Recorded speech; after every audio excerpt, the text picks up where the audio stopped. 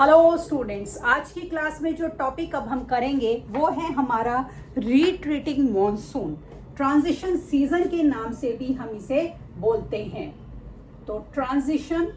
Season जो हमने 4 season पढ़ने थे उसमें चौथा सीजन है ये हमारा ट्रांजिशन सीजन, या इसे हम रिट्रीटिंग मॉनसून के नाम से कहते हैं, बुलाते हैं। रिट्रीटिंग मॉनसून या हमारा ट्रांजिशन सीजन मतलब जब बदलाव आ रहा है हमारे टेम्परेचर में, और ये बदलाव इतना ज़्यादा आ रहा है कि रिमार्केबल है, ये फील किया जा रहा है और हर तरीके से इस बदलाव को क्या कह सकते हैं कि हम महसूस कर रहे हैं। एट द सेम टाइम ये हमारे लिए बड़े सारे चेंजेस लेके आ रहा है। तो ये जो ट्रांजिशन सीजन होता है बेसिकली, वैसे तो ये 2 हमारे मंथ होते हैं। एक तो फरवरी के एंड से लेकर मार्च, मिड ऑफ मार्च तक का जो मंथ होता है उसे हम बोलते हैं, और दूसरा हमारा ये अक्टूबर से नवंबर तक के बीच का जो महीना होता है या जो समय होता है, दिन होते हैं, उन्हें हम ट्रांजिशन सीजन के नाम से जानते हैं। जैसे अभी मैंने आपको बोला कि फरवरी के एंड से मार्च के बिगिनिंग तक, करीब 15 फरवरी से 15 मार्च तक, इसी तरह हमारा 15 अक्टूबर से 15 नवंबर तक, ये ट्रांजिशन सीजन जो है, एक जो हमारा फरवरी से मार्च का है वो हम ये बोलें कि गर्मी का आगाज है, कि सर्दी खत्म होने लगती है, पतझड़ शुरू हो जाता है, पत्तियां जो है पौधे अपनी पत्तियों को झाड़ देते हैं और नया एक हम बोलें कि एक इसके लिए शब्द हम यूज करते हैं ना, बसंत की, नया जो पेड़ों की पत्तियां हैं उसका नया आगाज शुरू होने वाला होता है, वो होता है। और दूसरा हमारा जो सीजन है अक्टूबर से नवंबर की, जब हमारे पौधे जो हैं डॉर्मेंसी में जाने की तैयारी शुरू कर देते हैं, क्योंकि कोल्ड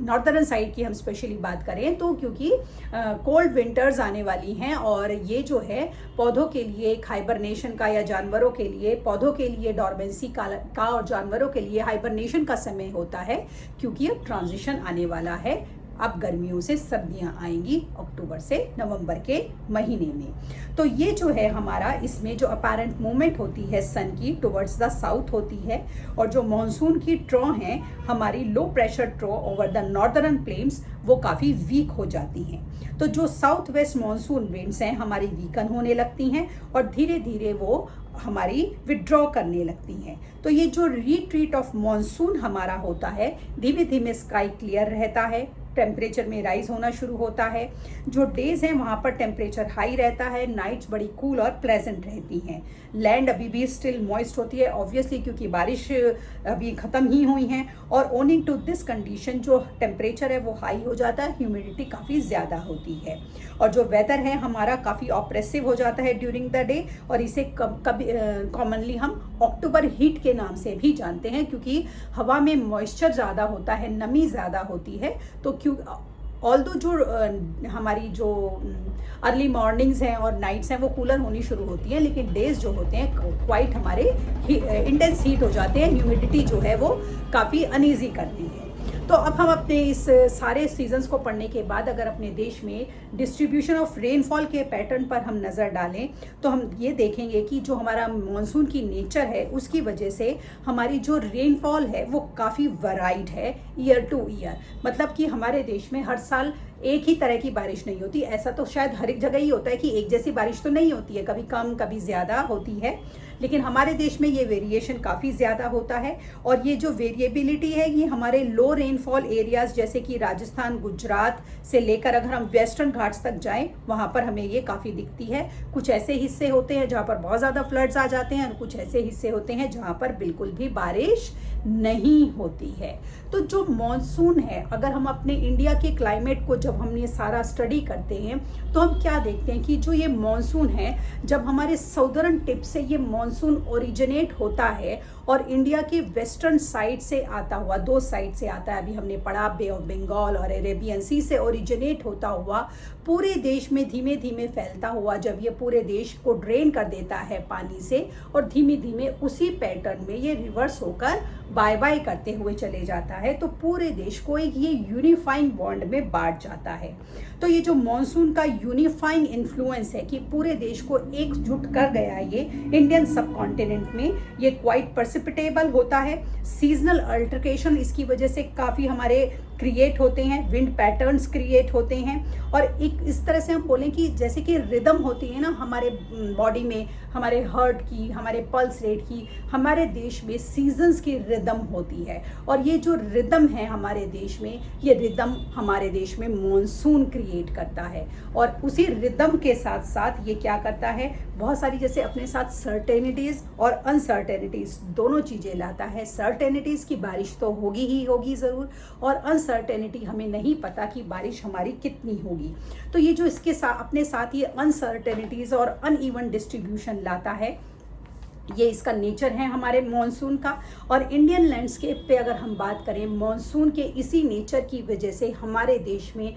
बड़े इंटेंस या डिफरेंट वेरिएशन ऑफ हमारे फॉरेस्ट मिलते हैं। एवरग्रीन फॉरेस्ट भी हमारे देश में पाए जाते हैं जो कि सारा साल हरे रहते हैं और इतने डेंस हैं कि वहाँ पर जो नीचे के लेयर होती है पौधों की, वहाँ पर शायद कभी कभी सन की लाइट भी नहीं पहुँच पाती है क्योंकि ऊपर के लेयर्स जो हैं इतने डेंस हो जाते हैं। इसी तरह हमारे देश में हमारे डेसिडियस फॉरेस्ट भी मिलते हैं और मैनग्रोव फॉरेस्ट मिलते हैं, माउंटेन फॉरेस्ट मिलते हैं, ट्रॉपिकल डेसिडियस फॉरेस्ट मिलते हैं। ये सारे टाइप ऑफ फॉरेस्ट हमारे देश के ग्रीन लंग्स हमारे देश में मिलते हैं, जिनकी वजह से due to different existence of different type of forest हमारे देश में फ्लोरा एंड फौना का बहुत ज़्यादा वेरिएशन एग्जिस्ट करता है, जिसकी वजह से हम ये देखते हैं ये क्यों होता है। ये हमारे देश में monsoon as a unifying bond जो हमारे देश के अलग अलग हिस्सों को जोड़ता चला जाता है, उसकी वजह से होता है। और इसी वजह से हम देखते हैं कि जो फ्लोरा एंड फौना का वाइड रेंज हमें देखने को मिलता है, वो हमारे देश को एक one of the unique country के टर्म्स में खड़ा कर देता है कि कितना range of forest, thorny forest, evergreen forest और उन फॉरेस्ट और उन पर डिपेंडेंट हमारे एनिमल्स, बर्ड्स, उनकी जो वेराइट फ्लोरा एंड फौना है, ये हमारे देश को एक यूनिकनेस देती है। और ये यूनिकनेस हम किसको ओ करते हैं, ये यूनिकनेस हम ओ करते हैं हमारे मॉनसून को, जो हमारे देश को ड्रेन करता हुआ पूरे देश को एक एकजुटता के उसमें बांटता हुआ चला जाता है। और ये उम्मीद के साथ कि वो अगले साल फिर आता है और वो आएगा, आता है और फिर से हमारे देश के इन हिस्सों को ड्रेन करता हुआ इंश्योर करता चला जाता है कि ये हमारे देश की एक कंटिन्यूटी को मेंटेन करे हुए है। और बहुत सारे फिजिकल फीचर्स जैसे कि हमारे माउंटेन्स हो गए, डेजर्ट्स हो गए, कोल्ड डेजर्ट्स हो गए, हमारे कोस्टल रीजन हो गए, हमारे वर्ल्ड के वेटेस्ट प्लेस हो गए, ये सारे एग्जिस्ट करते हैं हमारे देश में due to this unique characteristics and this unique features of our Indian monsoon. और इसीलिए हमारे देश को मल्हार का देश भी बोला जाता है क्योंकि यहाँ पर प्लेंटी ऑफ अमाउंट में रेन होती है। तो इसी के साथ हमारा क्लाइमेट का चैप्टर खत्म होता है। कल की क्लास में नया टॉपिक शुरू करेंगे, तब तक के लिए शुभ रात्रि।